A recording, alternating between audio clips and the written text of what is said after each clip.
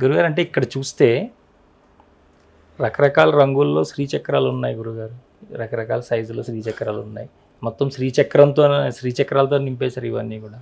ఇన్ని వర్ణాల్లో ఎలా ఎందుకు పెట్టారు గురుగారు? ప్రపంచమంతా 3690 ఇది యూనివర్సల్ కోడ్ లాంగ్వేజ్. ఏదో ఈ యూట్యూబ్లో వాటిల్లో 369 అనేది ఎక్కువగా కొందరు చెప్పుకుంటూ వెళ్ళిపోతున్నారు. దానిలో అర్థం ఏమిటో పరమార్థం ఏమిటో తెలియదు.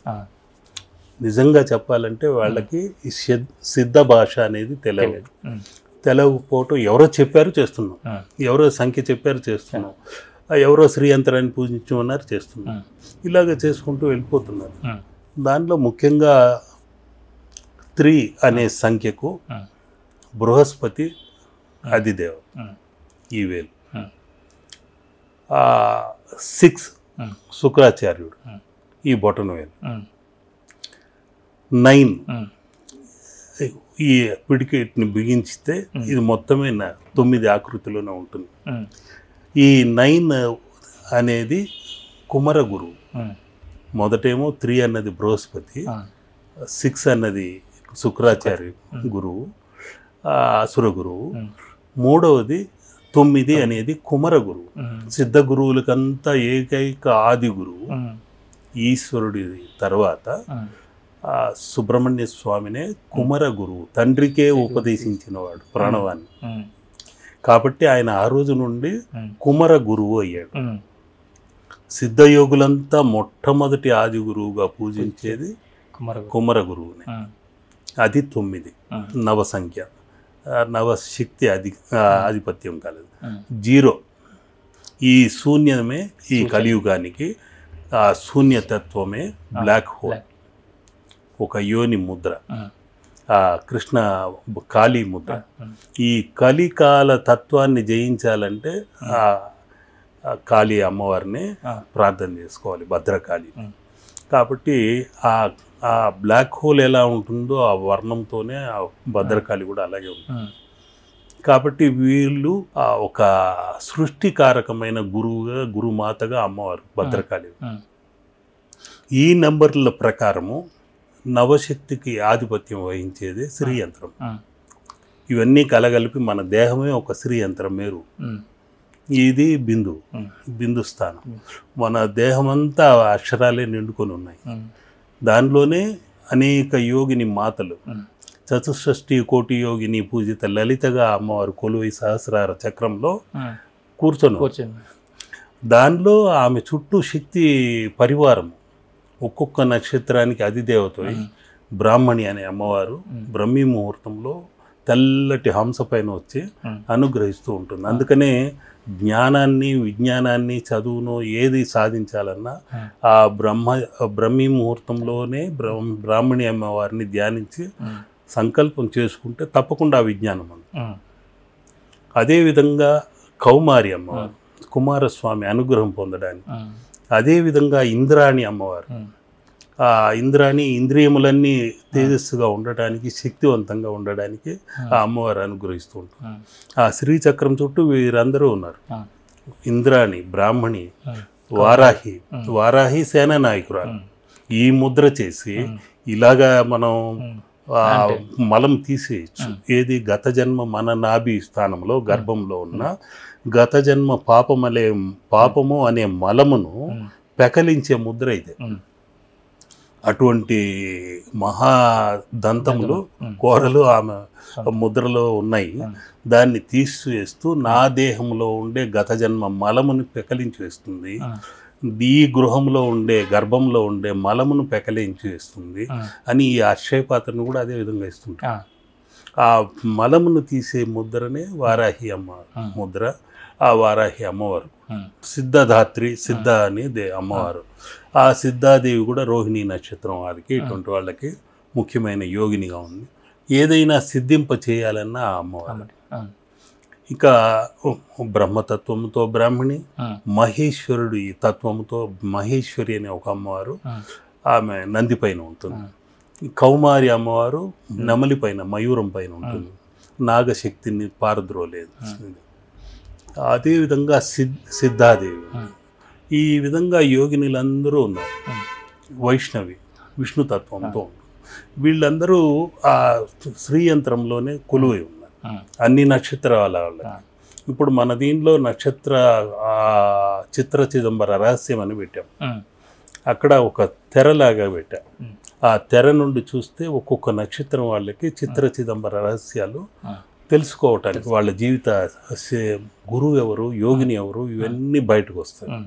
అందుకని మున్ముందు ఆ కార్యక్రమాలన్నీ మనం ఛానల్ ద్వారా చూపిద్దాం. ఈ శ్రీచక్ర తత్వం అనేది ఒక పాలవెల్లి, శ్రీచక్ర మండలం పాలవెల్లి. ఆ పాలవెల్లినే మన వాళ్ళు పూర్వం అందరూ స్త్రీలు రంగవల్లిగా మన ఇంటి ముందు చిత్రిస్తుంటారు. అది కూడా ఒక యంత్రం లాగా. ఆ యంత్రమే కాస్మిక్ ఎనర్జీ రిసీవర్. ఉదయమే లేచి ముగ్గులు వేయటమే కారణం అది. దాన్ని ఆ యంత్రతత్వం నుండి వచ్చే ఎనర్జీని ఇంట్లోకి లాక్కోవడానికే పసుపు కుంకుమలు పెట్టి తోరణాలు కట్టి ఆహ్వానించడం, శ్రీలక్ష్మిని ఇంట్లోకి రమ్మని. ఆ బిందువే యంత్ర బిందువే శ్రీలక్ష్మి, దాన్ని ఆహ్వానించడమే. అటువంటి శ్రీయంత్ర మేరు ఎక్కడుంటే అక్కడ ఎటువంటి భూత ప్రేత పిశాచ గణాలు ప్రవేశించవు. యక్షగరుడ గంధర్వ కిన్నెర కింపురుషులైనా అటువంటి వాళ్ళ శాపాలున్నా, కొందరి శాపగ్రస్త నక్షత్ర జాతకులు ఉంటారు. వాళ్ళు గత జన్మలో చేసిందో ఈ జన్మలో చేసిందో అటువంటి వాళ్ళకు కూడా ఆ దోషాలు దగ్ధమైపోతాయి. అందుకనే శ్రీచక్ర పూజ చేసేటప్పుడు వాళ్ళకి ఆ శ్రీచక్రము ఇచ్చేటప్పుడు కూడా చిన్న సైజులోనో పంచ లోహములతో ఉన్న శ్రీయంత్రము ఉంది, మరకత శ్రీయంత్రము ఉంది. ఈ ఒక్కొక్క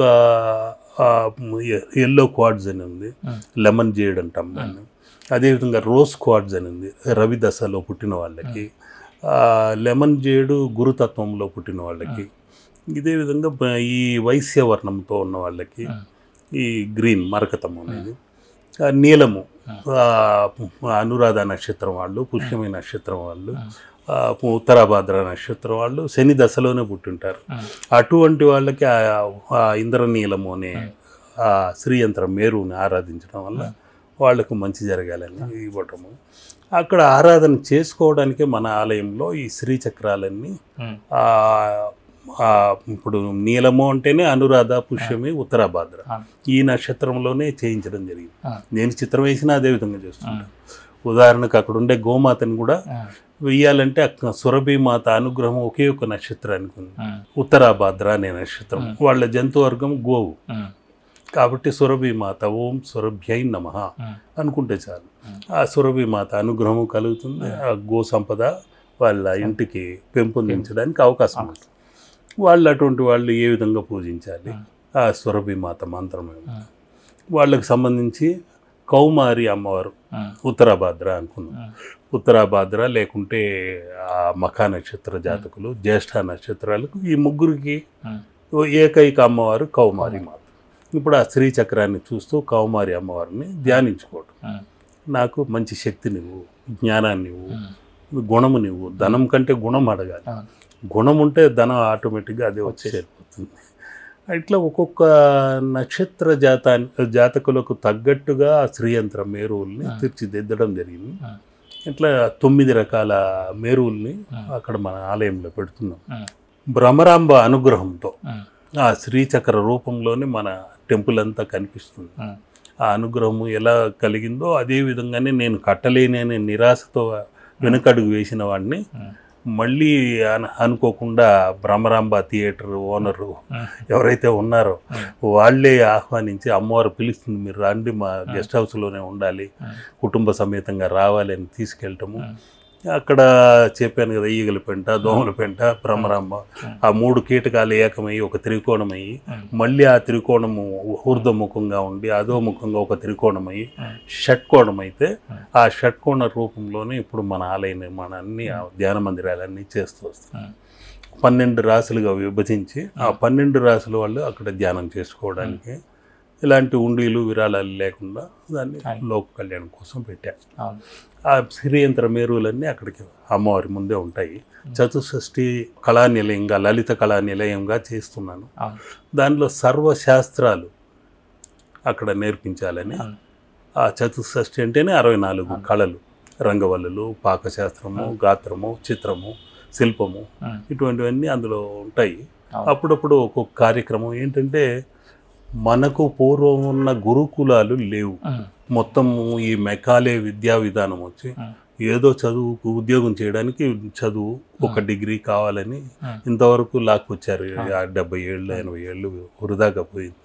అనేక రకాల మతస్థుల ప్రభావం పడి సాందీప మహర్షి 64 కళలకు సంబంధించి చతుషష్ఠి విద్యల్ని శ్రీకృష్ణుడికి నేర్పించాడు.